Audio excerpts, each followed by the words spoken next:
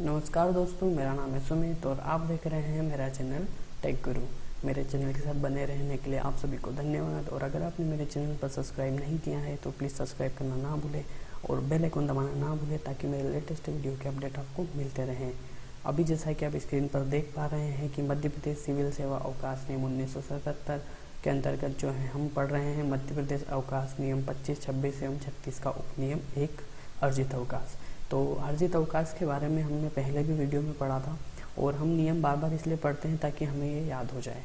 तो अर्जित अवकाश लेखे की गणना किए जाने हेतु हम अभ्यास करेंगे, इसके ऊपर जो है ये वीडियो बनाया है। चलिए हम शुरू करते हैं कि हम किस प्रकार से जो है लेखा की गणना कर सकते हैं और उसका अभ्यास कर सकते हैं।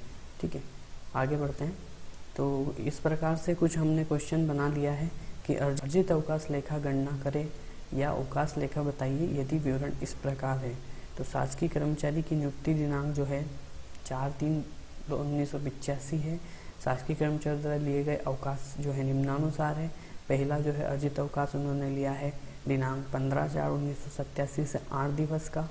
दूसरा अर्जित अवकाश लिया है 20/4/88 से 10 दिवस का। उन्होंने अवकाश समर्पण लिया है 25/7/1990 से 15 दिवस का।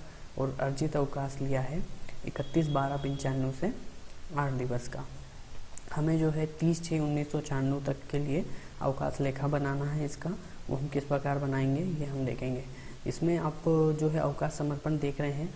तो पहले जो है अवकाश समर्पण जो होता था तो कर्मचारी चाहता तो अपने जो अवकाश जो जमा होता था उसका जो है इनकेसमेंट यानी कि सरेंडर कर लेता था, समर्पण कर लेता था, तो उसे जो है उतने दिन का सैलरी पे कर दिया जाता था। अब ये जो है सुविधा बंद कर दी गई है और केवल आप अवकाश का ही लाभ उठा सकते हैं। चलिए आगे बढ़ते हैं। तो गणना हेतु जो है हमने कुछ आवश्यक नोट बनाए थे। इसमें कुछ थोड़ा सा चेंजेस किया है मैंने, चेंजेस तो नहीं मतलब एक पॉइंट बढ़ाया है, जो कि पहला वाला आप देख पा रहे होंगे कि अवकाश लेखा गणना सेवा पुस्तिका में प्रपत्र 2 या फॉर्म नंबर 2 में की जाती है। ये भी आपको ध्यान रखना होगा, क्योंकि आपको अगर कोई एग्ज़ाम में कुछ सवाल ऐसा आता है और आप गणना करते हैं तो केवल फॉर्मेट बना देंगे, तो उसके ऊपर आपको लिखना पड़ेगा प्रपत्र 2, क्योंकि ये प्रपत्र 2 में आता है, तो वो लिखना भी आवश्यक है। और दूसरा फिर हमने जो लिया है वो है माह की गणना। तो माह की गणना जो है पूर्ण माह होने पर ही की जाएगी। जैसे नवीन नियुक्ति अगर 12/4/19 से 30/4/19 है तो उसमें इस दिन को नहीं गिना जाएगा। और अगले जो इनके माह शुरू हो रहे हैं जैसे मई माह, तो पूर्ण माह हो रहा है, तो अर्धवर्ष जो होता है वो होता है 1 जनवरी से 30 जून तक। और इसी में दूसरा अर्धवर्ष हमारा होता है 1 जुलाई से 31 दिसंबर तक। ठीक है, तो अर्धवर्ष में हमारे यानी 6 माहों में 2 माह हो रहे हैं, तो 2 माहों की ही हम पात्रता जो है उसकी गणना करेंगे। 1 माह में हमें कितने दिनों से गणना करनी है, तो 1 माह में जो है हम 2.5 दिन के हिसाब से गणना करेंगे। उदाहरण के रूप में मैंने बताया गया है यहाँ पर कि यदि माह की गणना 3 माह हो और गुणनफल जो हमारा आता है जैसे कि 3 माह इंटू 2.5 दिन करते हैं, 2.5 दिवस, तो इस प्रकार जो है 7.5 दिन होते हैं। तो 7.5 दिनों को हमें जो है 8 दिवस में उसकी गणना करनी है। ठीक है, एक अर्धवर्ष में यानी कि 6 माह में जो है 15 दिवस के मान से होगी गणना, और 1 वर्ष में जो है 30 दिवस के मान से गणना होगी। आगे बढ़ते हैं।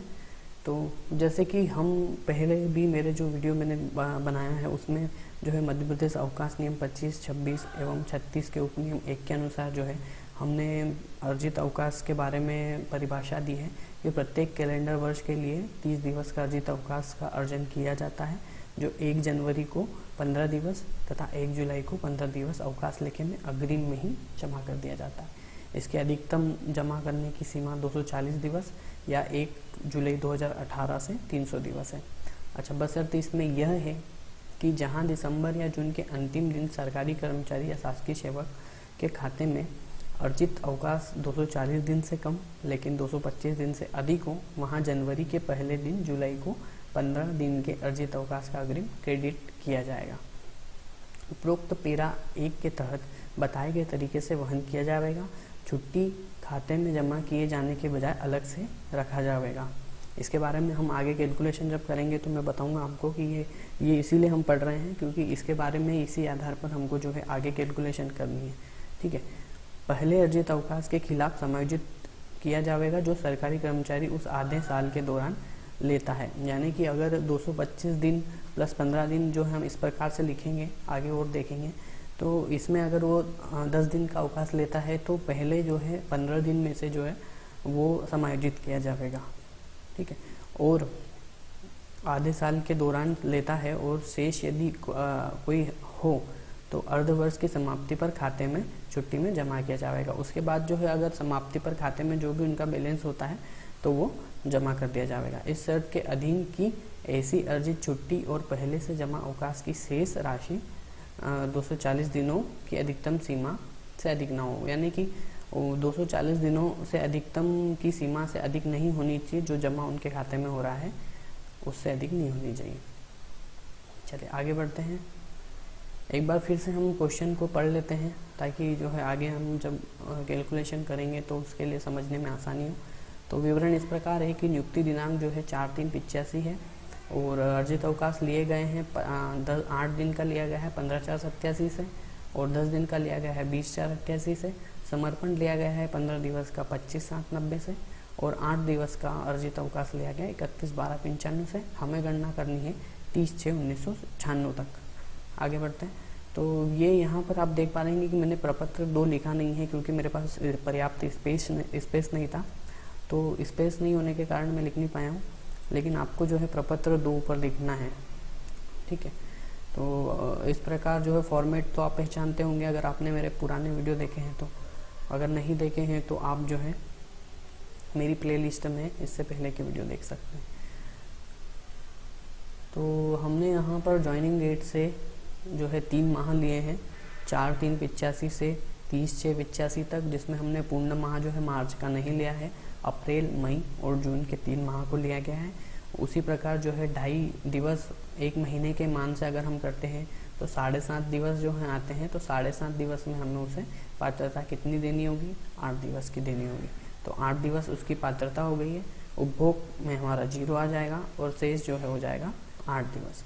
उसी प्रकार अगले जो सेकंड नंबर पे आप देख पा रहे हैं, जुलाई 85 से दिसंबर 85 तक जो है 1 6 पूरी हो रही है।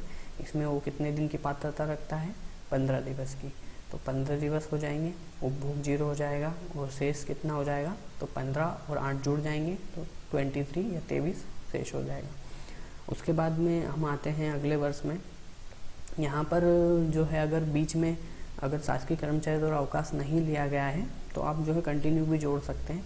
जैसे कि 1/1/1986 से हमने 31/12/1986 तक जो है 1 वर्ष पूरा ले लिया है और 6 माही संख्या में, लेकिन आपको 2 डालना है क्योंकि यहाँ पर 6 माही की संख्या मतलब कि आधे वर्ष की संख्या का पूछा गया है। तो हम यहाँ पर 2 लिखेंगे क्योंकि यहाँ पर 2 6 माही है 1 वर्ष में, ठीक है। तो इस हिसाब से 15 के हिसाब से अगर कैलकुलेशन करें तो एक 6 माही में 15 दिवस, तो 2 6 माही में कितनी हो गई है, 30 दिवस हो गया। तो 30 दिवस यहाँ पर हो जाएगा अवकाश पात्रता में, उपभोग 0 हो जाएगा। इसे जोड़ेंगे हम तो हमारा शेष हो जाएगा 53 या 53। और अगले इसमें चलते हैं चौथे नंबर पर। तो 1/6/87 या फिर जनवरी 87 से जून 87 तक। यहाँ पर हमने 1 6 मई इसलिए ली है क्योंकि हमें पता है कि 15/4/87 को 8 दिवस का ईयर लिया है, इसलिए हमने केवल 6 मई की गणना की है, यहाँ पर पूरे वर्ष की नहीं की है ना। तो यहाँ पर 1 6 मई हो गई है, अवकाश पात्रता हो गई 15 दिवस और उपभोग हो गया है 0। इस प्रकार टोटल हो जाएंगे 68 डेज। अगले नंबर पे हम 5 पे आएंगे। तो 5 पे 15/4/87 से जो है 8 दिवस का ईयर लिया गया है। ईयर यानी अर्न लीव, अर्जित अवकाश। यहाँ पर स्पेस की कमी होने के कारण मैंने शॉर्ट में लिखा है, आप चाहे तो पूरा लिख सकते हैं अर्जित अवकाश, ठीक है। तो यहाँ पर उपभोग में हमने 8 दिखा दिया है। अगर 8 जो है हम जो है शेष में से माइनस कर देंगे, 68 में से 8 माइनस हुआ तो 60 डेज जो है बैलेंस हो गया। अब छठे नंबर पे आप देखिए, जुलाई 87 से नेक्स्ट दे लिया हमने कहाँ पर अंत किया था, जून 1987 में जो है हम आ गए थे। उसके बाद से ही हमें लेना है जुलाई 1987 से दिसंबर 1987। तो यहाँ पर 1 6 मई पूरी होती है और 15 दिवस की पात्रता होती है। तो ऐसे 60 + 50 75 डेज की उसकी जो है बैलेंस हो जाएगा, शेष हो जाएगा। उसी प्रकार आगे चलते हैं, जनवरी 88 से जून 88 तक एक 6 मई हो रही है, 15 दिवस की पात्रता हो रही है। 75 और 15 अगर जुड़ जाएंगे तो 90 डेज उसका बैलेंस हो जाएगा।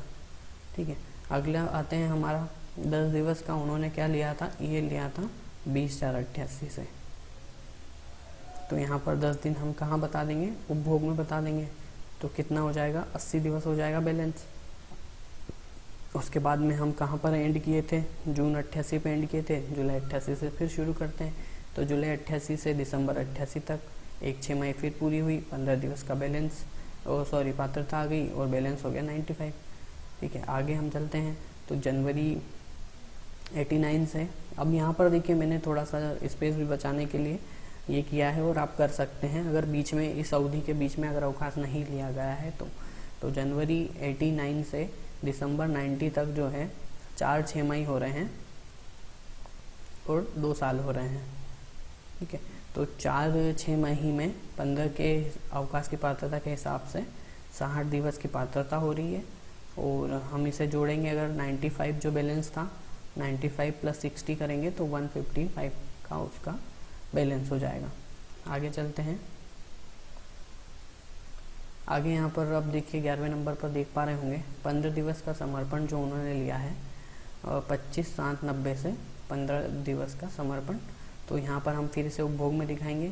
तो हमारा जो बैलेंस था वो 155 था, 155 यानी 155। उसमें से 15 दिवस का हम उपभोग दिखाएंगे तो हमारा बैलेंस हो जाएगा 140 यानी 140। तो जैसा कि आप 12वें नंबर पर देख पा रहे हैं कि जनवरी 91 से दिसंबर 91 तक यहाँ पर हमने 2-6 मई ले ली है, जिसकी अवकाश पात्रता होती है 30 दिवस, और इसे हम जोड़ेंगे तो हमारा शेष हो जाएगा 170 दिवस। उसके बाद ऐसे ही हम 13 नंबर पर लेते हैं जनवरी 92 से दिसंबर 92, जो कि होती है 6 मई, 2-6 मई होती है और 30 दिवस पात्रता होती है। तो हमारा इसको प्लस करेंगे तो हमारे हो जाएंगे 200 दिवस। उसके बाद देखिए जनवरी 93 से जो है जून 93 तक हम लेते हैं तो होती है 1-6 मई और पात्रता होती है 15 दिवस। तो इसे टोटल करेंगे तो हमारा हो जाएगा 215 दिवस।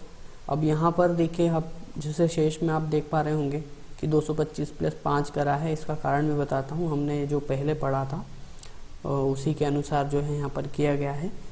तो पढ़ते हैं, इसे देखते हैं 15वें नंबर पर जो है जुलाई 93 से दिसंबर 93 तक 1-6 मई पूरी होती है और 15 दिन की पात्रता होती है। तो बैलेंस जो हम किस तरह से जोड़ते हैं कि पूर्व जो शेष है उसमें जो है वर्तमान की जो पात्रता आ रही है वो वाली उसमें प्लस कर दी जाए। तो 215 प्लस जो है 15 करेंगे हम तो कितना हो जाएगा 230। लेकिन हमने पढ़ा है कि अवकाश की जो सीमा है वो अधिकतम 240 की गई है, और जो है अगर कोई ऐसी स्थिति आती है जो कि 240 से कम एवं 225 से अधिक हो तो उसमें जो है 15 दिवस जो है अग्रिम में हमें दर्शाना पड़ता है अलग से। ठीक है, तो उसी हिसाब से हमने यहाँ पर कैलकुलेशन इस प्रकार किया है। तो जुलाई 1993 से दिसंबर 1993 तक 15 दिवस होते हैं। तो 215 में 15 प्लस करेंगे तो हमारे हो जाएंगे 230 दिवस। तो 230 में से जो है 225 हम माइनस करेंगे तो हमारा कितना आएगा शेष 5 दिवस। तो 225 प्लस कितना हो गया हमारा 5 दिवस। अगला हम चलते हैं तो जनवरी 94 से जून 94 तक की अवधि आती है। तो इसमें हमारा 1-6 मई पूरा होता है और 15 दिवस की जो है अवकाश की पात्रता होती है। तो अब यहाँ पर हम क्या लिख रहे हैं 225 + 15 दिवस, चूँकि हमें पता है कि 240 दिवस अधिकतम लिया है और 225 दिवस से जो है अधिक होने पर हमें जो है 225 + 15 करना है। ठीक है, तो यहाँ पर टोटल कितना हो रहा है 245 दिवस। तो हम क्या करेंगे कि 225 + 15 तो टोटल हो जाएगा 240 दिवस। तो अधिकतम हमने कितना लिया है यहाँ पर 240 दिवस अधिकतम लिया है। ठीक है, उसके बाद अगले में हम चलते हैं। तो जुलाई 94 से दिसंबर 94 तक 1-6 मई पूरी होती है। इसमें 15 दिवस जो हैं उनके होते हैं। अब आपका जो है ऊपर बैलेंस जो हो रहा है 225 + 15 तो इनका टोटल होता है 240 दिवस। तो 240 दिवस हमारा इनका शेष हो जाएगा, प्लस इसमें जो है इस 6 माही का अग्रिम + 15 हो जाएगा। तो अब हम यहाँ पर हमारी अधिकतम सीमा पर पहुँच गए हैं। इसके बाद हमें जो है सीमा नहीं बढ़ानी है, केवल अग्रिम जो है हर 6 माही का अग्रिम इनका कंटिन्यू रहेगा। इसी प्रकार अगले स्टेप पे चलते हैं हम। तो जनवरी 95 से जून 95 तक एक 6 माही 15 दिवस, और वही आ जाएगा 240 प्लस 15 दिवस अतिरिक्त। फिर आ जाएगा जुलाई 95 से दिसंबर 95, यहाँ पर भी एक 6 माही होगी और 15 दिवस की पात्रता होगी, तो 240 प्लस 15 दिवस। अब यहाँ पर देखिए इन्होंने 8 दिवस का लिया है EL 31 दिसंबर 95 से, तो हमें 8 दिन जो है उपभोग में दिखाने होंगे। तो किस प्रकार उपभोग करेंगे, तो 240 नियम क्या कहता है कि 240 प्लस जो 15 दिवस अग्रिम के हैं, हमें पहले अग्रिम में से माइनस करना है, उसके बाद जो है अवकाश का जो बैलेंस है उसमें से माइनस करना है। तो पहले हम 15 में से माइनस करेंगे 8 दिवस, तो हमारा क्या हो गया है 7 दिवस बैलेंस, तो 240 प्लस 7 हो जाएगा, क्योंकि 7 दिवस अभी भी है उसके पास।